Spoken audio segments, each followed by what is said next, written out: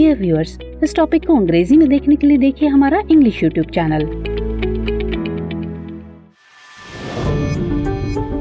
नमस्कार, दृष्टि IAS के टू द पॉइंट प्रोग्राम में आपका स्वागत है। आज हम इस सीरीज में जानेंगे कि क्या है पर्यावरणीय प्रभाव आकलन यानी EIA। सबसे पहले जान लेते हैं कि यह चर्चा में क्यों है।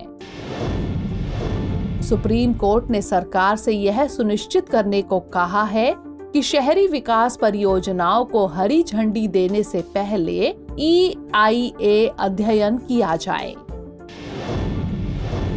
अब जान लेते हैं EIA के बारे में। इसका पूरा नाम एनवायरमेंट इम्पैक्ट असेसमेंट यानी पर्यावरण प्रभाव आकलन है। यह किसी परियोजना पर निर्णय लेने से पहले उसके पर्यावरणीय, सामाजिक और आर्थिक प्रभावों की पहचान करने वाला एक उपकरण है। पर्यावरण प्रभाव आकलन अधिसूचना 2006 ने विकासात्मक परियोजनाओं को 2 श्रेणियों में वर्गीकृत किया है। श्रेणी A परियोजनाएं, राष्ट्रीय स्तर का मूल्यांकन। इन्हें अनिवार्य पर्यावरण मंजूरी की जरूरत होती है और यह स्क्रीनिंग प्रक्रिया से नहीं गुजरती हैं। और श्रेणी B परियोजनाएं, राज्य स्तरीय मूल्यांकन। यह परियोजनाएं स्क्रीनिंग प्रक्रिया से गुजरती हैं और इन्हें 2 प्रकारों में वर्गीकृत किया जाता है। श्रेणी B1 परियोजनाएं, इनमें अनिवार्य रूप से EIA की जरूरत होती है और श्रेणी B परियोजनाएं, इनमें EIA की जरूरत नहीं है। यह आकलन एक विशेषज्ञ मूल्यांकन समिति यानी EAC द्वारा किया जाता है, जिसमें वैज्ञानिक और परियोजना प्रबंधन विशेषज्ञ शामिल होते हैं। नजर डाल लेते हैं इसके लक्ष्य और उद्देश्यों पर। प्रस्तावित परियोजना या विकास के संभावित पर्यावरणीय प्रभावों का मूल्यांकन करना, प्रतिकूल प्रभावों को कम करने के तरीके और साधन खोजना, परियोजनाओं को स्थानीय पर्यावरण के अनुरूप आकार देना, निर्णय लेने वालों के लिए विकल्प प्रस्तुत करना। और यह आकलन अंतर संबंधित सामाजिक, आर्थिक, सांस्कृतिक और मानव स्वास्थ्य प्रभावों की अनुकूल और प्रतिकूल दोनों स्थितियों को ध्यान में रखता है। अब जान लेते हैं EIA की प्रक्रिया के बारे में। स्क्रीनिंग यह निर्धारित करती है कि क्या प्रस्तावित परियोजना के लिए EIA की आवश्यकता है। यदि ऐसा होता है तो मूल्यांकन के स्तर की आवश्यकता होती है। स्कोपिंग यह उन प्रमुख मुद्दों और प्रभावों की पहचान करती है जिनकी आगे जांच की जानी चाहिए। यह चरण अध्ययन की सीमा और समय सीमा को भी परिभाषित करता है।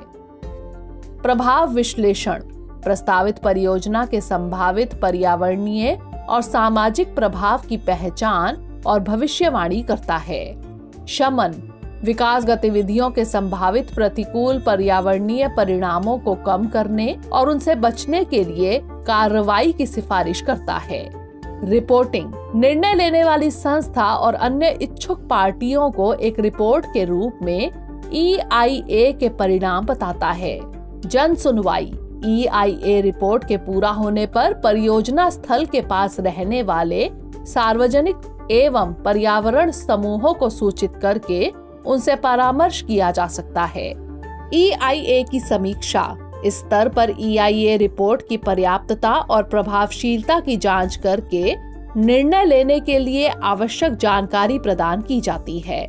निर्णय लेना इसमें तय होता है कि परियोजना को स्वीकृत किया गया है या इसमें और बदलाव की आवश्यकता है। और निगरानी परियोजना शुरू होने के बाद यह चरण आता है। इसमें जांच की जाती है कि परियोजना के प्रभाव कानूनी मानकों से अधिक ना हो और शमन उपायों का कार्यान्वयन EIA रिपोर्ट में वर्णित तरीके से हो। अब नजर डाल लेते हैं अनिवार्य मंजूरी और छूट वाली परियोजनाओं पर। अनिवार्य मंजूरी वाली परियोजनाओं में शामिल है खनन, थर्मल पावर प्लांट, नदी घाटियां, बुनियादी ढांचा और बहुत छोटी इलेक्ट्रोप्लेटिंग या फाउंड्री इकाइयों सहित उद्योगों को पर्यावरण मंजूरी प्राप्त करना अनिवार्य है। छूट प्राप्त परियोजनाएं सामरिक और रक्षा परियोजनाएं, बायोमास आधारित बिजली संयंत्र, बंदरगाह और टोल प्लाजा। आइए नोट कर लेते हैं आज का अभ्यास प्रश्न। पर्यावरण प्रभाव आकलन यानी EIA के लिए निम्नलिखित में से किस परियोजना को अनिवार्य मंजूरी की आवश्यकता है? 1. खनन, 2. उद्योग जिनमें बहुत छोटी इलेक्ट्रोप्लेटिंग या फाउंड्री इकाइयां शामिल हैं, 3. सामरिक और रक्षा परियोजनाएं, 4. Toll plaza. दिए गए कूट का प्रयोग कर सही उत्तर चुनिए। केवल 1 और 2, केवल 2, 3 और 4, केवल 1, 2 और 4 या फिर 1, 2, 3 और 4। इसका उत्तर हमें कमेंट सेक्शन में जरूर भेजिएगा। अगले सेशन में किसी नए टॉपिक के साथ मिलेंगे। तब तक के लिए पढ़ते रहिए एंड स्टे मोटिवेटेड।